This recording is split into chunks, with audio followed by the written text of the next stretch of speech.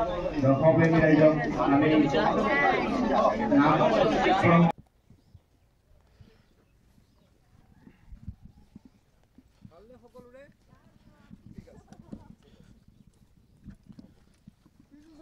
জিন্দাবাদ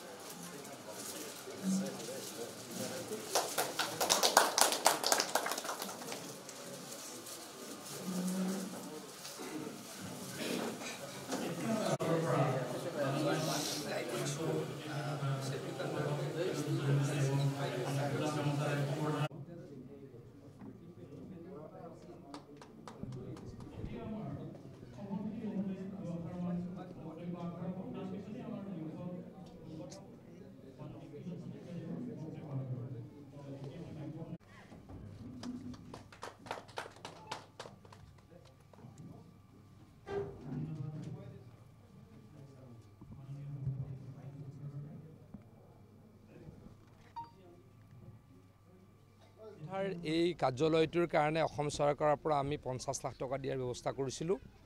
আজিৰ পৰা 2 বছৰো নোহোৱা নাই, 1.5 বছৰমান আগতে খুব সোনকালে এই অফিচটো বনোৱা হ'ল। এই অফিচটো ৰাইজৰ কাৰণে উচৰ্গা কৰিবলৈ পাই অত্যন্ত সুখী হ'লোঁ। আশা ৰাখিছোঁ 70,000 ছাত্ৰ সন্থাই সম্প্ৰদায়টো বা জাতিটোৰ ৰাইজৰ কাৰণে কাম কৰিব, অঞ্চলটোৰ কাৰণে কাম কৰিব আৰু সকলোৱে মিলা প্ৰীতিৰে সকলোৱে অসমৰ হৈ কাম কৰিবলৈকে চেষ্টা কৰিব। অলপ আগত আৰু এটা টুইট কৰিলে মুখ্যমন্ত্ৰী 5 মিনিট আগত আইএছএল লিংকৰ কথা কৈছে আৰু দেখা যাওক, কথাবিলাক ওলাই আছে, সময়ত ৰাইজে গম পাব। মই দেখিয়ে আছোঁ এইবিলাক কথাবিলাকটোতো অলপ চিৰিয়াছ, এতিয়া সময়ত কমেণ্ট কৰিম।